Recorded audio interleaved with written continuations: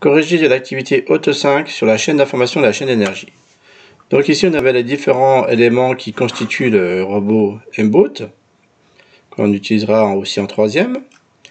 Donc ici il fallait compléter la chaîne d'information, c'est-à-dire la partie intelligente du système.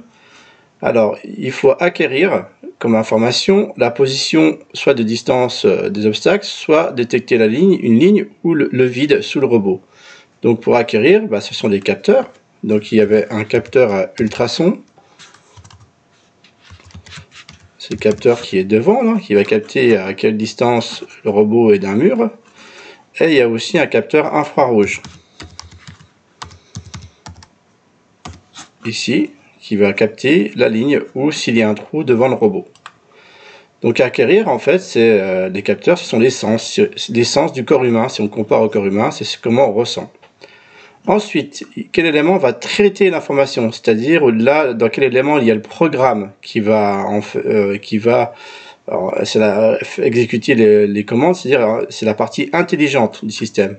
Alors, traiter, ici on a un microcontrôleur, c'est un microprocesseur avec de la mémoire, donc c'est comme un cerveau électronique qui va exécuter le programme. Donc là c'était microcontrôleur. Voilà, avec un O accent circonflexe. Ensuite, donc cette information, il va falloir la communiquer. Alors pour la communiquer, le robot va par exemple communiquer avec l'être humain en allumant des LED. Ici il y a des LED qui permettent de voir s'il est allumé ou pas, ou on peut les commander. Bon là on vous demandait dans ce cas-là comment le robot va communiquer avec d'autres appareils.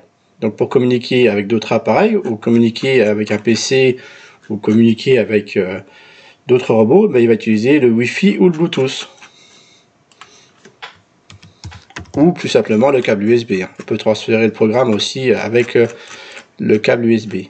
Donc c'est Wi-Fi ou Bluetooth. Voilà, ensuite, comment ce microcontrôleur va-t-il transmettre l'information à la chaîne d'énergie pour donner l'ordre d'avancer ou de tourner, etc.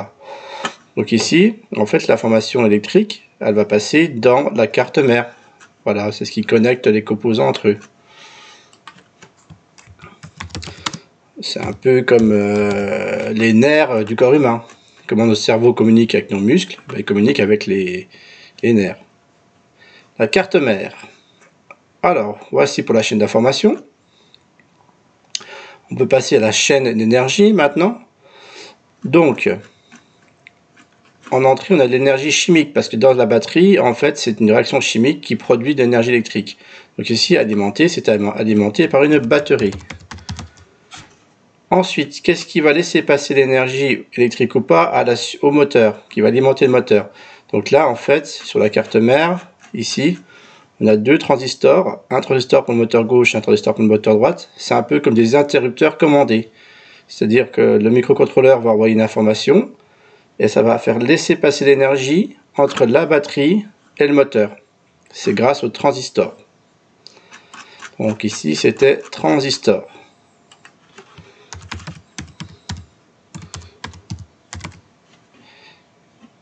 Transistor. Voilà, ensuite, donc là on a de l'énergie électrique, donc il va falloir convertir en énergie mécanique pour que le robot se déplace. Donc ce sont les moteurs qui vont transformer l'énergie électrique en énergie mécanique de rotation. Ici l'axe il va tourner.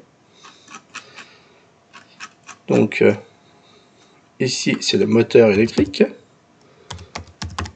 qui va convertir une énergie électrique en énergie mécanique. Et ensuite, cette énergie mécanique, il va falloir la transmettre aux roues du robot pour que le robot se déplace. Donc ce qui va transmettre l'énergie, c'est ici, on a un réducteur, c'est plein d'engrenages, parce qu'en fait le moteur tourne très vite, et il n'a pas beaucoup d'énergie, de puissance. Donc en fait, il faut diminuer sa vitesse de rotation, comme sur un vélo, quand vous mettez le petit plateau et le gros pignon. Donc en fait, ici, ça va tourner plus lentement, mais ça aura plus de force. C'est un train d'engrenage, on appelle ça un réducteur.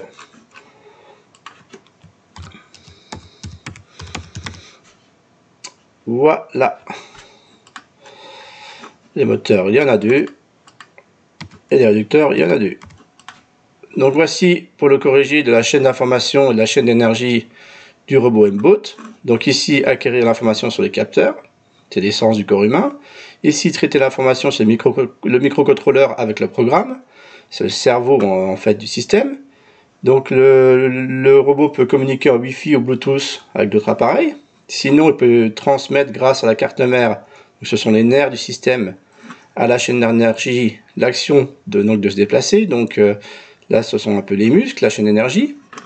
Donc en entrée, nous avons la chaîne d'énergie chimique, qui est alimentée par une batterie, qui va créer de l'énergie électrique. Le transistor va laisser passer l'énergie électrique au moteur ou pas, suivant l'ordre d'avancée. Le moteur donc convertit l'énergie électrique en énergie mécanique. C'est en fait les muscles du système, ce sont les actionneurs. Et ensuite, cette énergie mécanique va être transmise grâce au réducteur à la roue pour avoir une vitesse de rotation plus faible mais plus de puissance. Donc voici pour le corriger de la chaîne d'information et de la chaîne d'énergie. Bonne journée.